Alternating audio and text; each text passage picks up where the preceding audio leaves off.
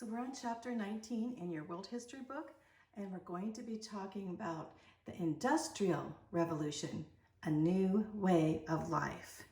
We're going on to England takes the lead, new manufacturing, the growth of cities, blessings and cursings of Industrial Revolution, blessings and curses, I should say, things that are bad and things that are good about Industrial Revolution. Better living conditions, rising industries, and then of course, better transportation and communication. So let's begin. England takes the lead. You can see there the pictures of the Industrial Revolution in the beginning and then on as it advanced. But England, why would England take the lead? Well, because it had an excellent system of rivers and harbors for transportation. And of course, it had a lot of water power, surrounded by water. It also had ample supplies of coal and iron, and the world's largest non-farming labor supply, a lot of people. The government also rewarded private initiative and protected private property. That gave initiative for people to go out and work, huh? They had capital. What is capital? It's kind of important that we know what the word capital is, because a lot of people talk about capitalism. And I always thought, when I was in school, they always said capitalism is a bad thing. But what is capital? Well, capital is when you have surplus money in the bank, or you have goods, or you have houses, or you have property, and you use it to invest in technology or invest into new things. That's capital.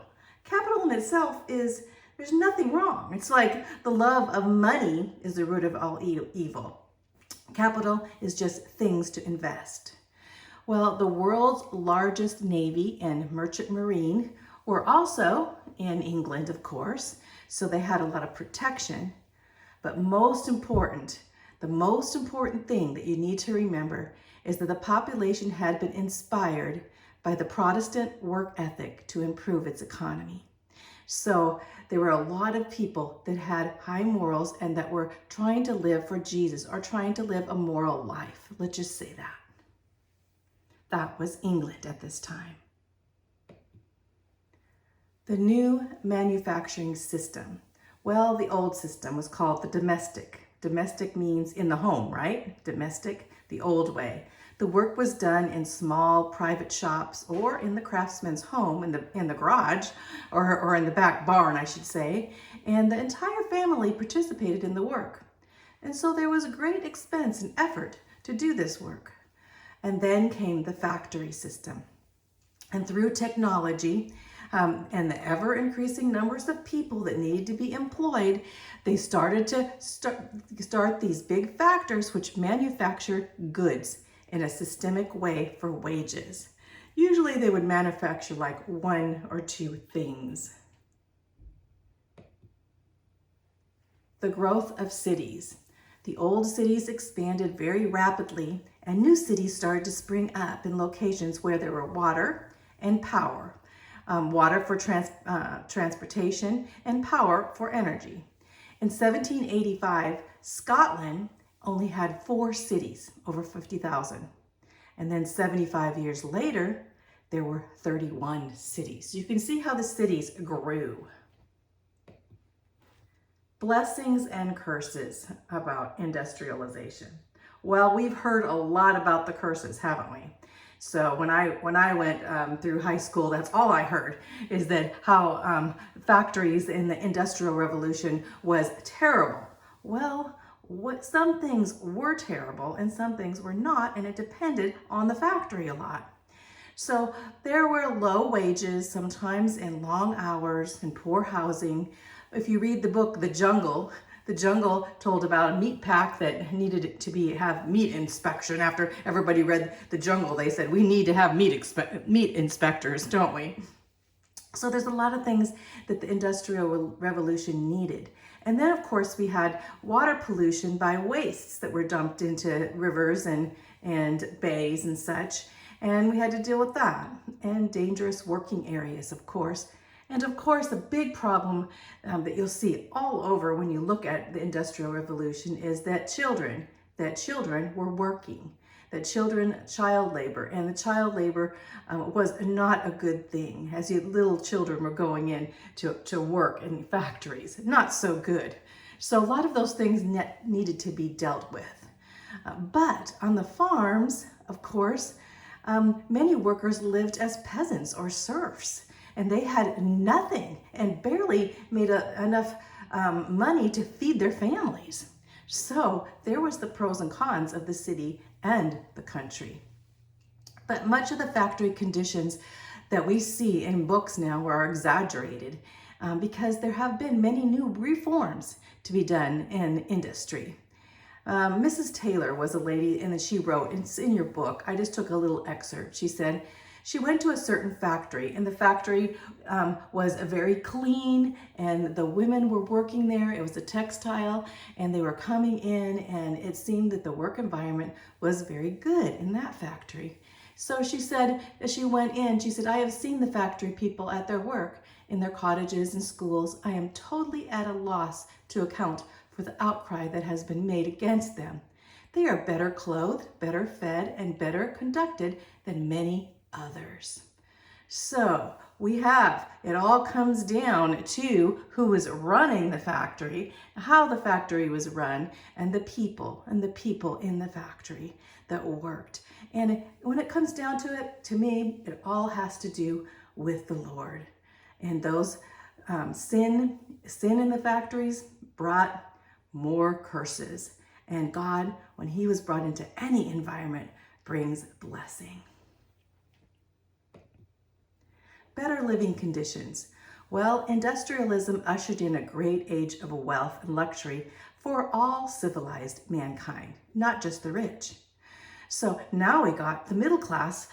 Because of the factories, the middle class was advancing. Real wages, that's compared to the cost of living, increased 25%, was at 25% between 1800 to 1825. And then it increased to 40% between 1825 and 1850. So now people could afford to buy more and better things. New industries in the textile industry. Well, the textile industry was one of the first industries. The Industrial Revolution actually began in England's textile factories. In 1733, a man named John Kay invented the flying shuttle, which allowed bolts of cloth to be weaved together, and the cloth could be woven faster than it was spun. So that was a great thing, but that was clear back in 1733. So then came James Hargreaves, and he invented the spinning jenny in 1764. We're still in the 1700s. And this automatically spun fiber into thread. But cotton fiber was actually too coarse to put through it, so they didn't use it that often. But then going on to the textile factories produced inexpensive clothing. Now, how could they produce inexpensive clothing? Back there, the clothing was very expensive. Well, in 1769, Richard Arkwright invented the water-powered spinning frame, which cotton could be spun now into thread so they could use cotton. And then in 1779, Samuel Crompton made a major advancement by combining the spinning jenny and the spinning frame into the spinning mule. Those are very innovative, I should say, names for textile machines, huh? Then in 1785, Edmund Cartwright patented a power loom to replace hand weaving. And this was all in the 1700s, but this ushered in actually producing clothing, textiles in large factories. Then came the enclosure movement. What is the enclosure movement? Well, it's enclosing animals, right? Because animals just roamed on the prairies and they had no fences. So the more sheep were needed for wool textiles, right? Wool was very, very prominent, and people needed wool clothing to keep warm. And so landowners began to enclose their land with fences or hedges to raise sheep. This forced many peasants off the land though. So this was kind of important because here the peasants were living on the land. Well, they needed the land to raise their cattle and sheep. So the peasants were forced off. That was the downside. But on to the landowners, as they enclosed and built these fences, they now could breed livestock and increase the size of their land and quality of the livestock, as well as their milk production. So now they could feed more people. So the average sheep doubled in weight to 80 pounds. And milk production increased from 150 to 220 gallons per cow in a year between 1750 and 1800. So now they could feed more people. And so the peasants actually, as they went to the factories or stuff, the enclosure movement, the farms, and the breeding of these animals could cause ample food to feed the middle class and even the lower classes. And then there was cotton, of course. We call it king cotton. Well, the New World and the United States provided a cotton source. We know that. And you see those cotton and how sticky and thorny they are, you can imagine. Well, Eli Whitney, let's talk about Eli Whitney because he invented what was called the cotton gin. And he invented in 1793. Well, Eli just got out of Yale College and visited a cotton plantation in Georgia. He was a school teacher and he saw, and of course back then there was slavery until the 1860s. So he saw people working and picking all of these little pieces out of these cotton balls was very tedious and time consuming. And these seeds had to be removed. And so they need a lot of people to do this. But so he thought about how could this be done? And he invented this contraption here that he called the cotton gin, and where one worker, which was probably a slave back then up until the 1860s, one worker could do what it took 50 workers to do before. So this made cotton king in the South. And it became very, very prominent in the textile industry now. I should say, everywhere you went, they actually made cotton clothes. And then, of course, we have steam power. Well, water power was too limited and inaccessible to meet the needs in the factories. So they had the water power, they had to have some kind of other power, because if you had water power, you had to live by the water to have a factory, right? Well, James Watt, and he was a Scotsman, he developed a practical coal-burning steam engine in 1776. The steam engines began powering the factories throughout England then. So here's a picture, of course, the steam engine. We have a train here, which is propelled by steam, but a lot of other things became propelled by steam power. Then, of course, we have coal and the coal miners. Well, Britain or England possessed vast quantities of coal. But water seeped into the mines. When they would dig the mine shaft, all of a sudden it'd be filled with water. So how could they get in there and get that coal? Well, they had to figure out a way, and so they did. They used the coal for the steam engines, remember? And they used those steam engines to pump out the water. So they get some of the coal and they use it for the steam engines, and the steam engines would, and it'd be back to the coal. It'd be like using coal and steam. We need steam and coal go together, right? And this made coal mining safer too, because they could get rid of the water and down under the mines. But the most important invention for the coal miners was not necessarily the steam engines, but the miners' safety lamps. Because they had to go down in these mines with holding candles and torches, right? So a man named Sir Humphrey Davy, an Englishman, he was a chemist, he came to invent what was called the first miner's safety lamp. So now they could bring the safety lamp in, because if they brought the torches down there, what would happen is, of course, if there was gas or anything, they would have blowout. The place would blow out, especially if they were using some kind of explosive or something. So it was so important. So the most important invention for coal miners was, of course, the lamp, the miner's safety lamp, invented by Sir Humphrey Davy. Then iron to steel. So of course we had iron. Well, iron had a lot of problems. Let's just say it was brittle. So smelting was invented to remove the impurities from the iron ore, which they used coal to do this now rather than charcoal. You see, charcoal was made of wood, and in England they didn't have a lot of wood. They had a lot of coal. So they wanted to use coal. But they used the smelting process, and what it was is heating at high temperatures to get rid of some of the impurities so the iron wouldn't be so brittle.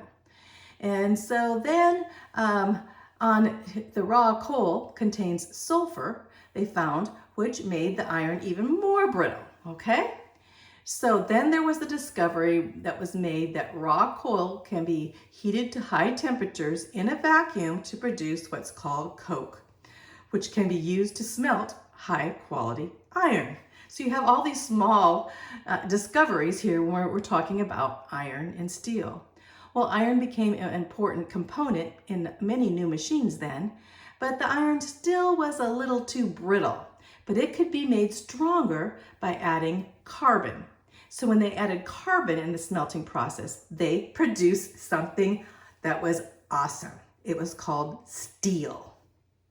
And now they could use steel and use it for all kinds of new machinery. So this process for converting raw iron or pig iron into steel was expensive though. But two guys at the same time. One was named Henry Bessemer, and he was an Englishman, and he discovered an inexpensive process by using the currents of air in 1850. Also, at the same time, William Kelly, an American, discovered essentially the same process. But now we call that process the Bessemer process. And that process is how they can inexpensively turn this iron, pig iron, into steel. Now for sure, the steel industry would boom. And we find, of course, and especially in America, when we think of one of the great entrepreneurs named Carnegie. Better transportation. Well, let's stop right there. So I'm stumbling over my words a bit, and we're going to do another video on transportation and communication.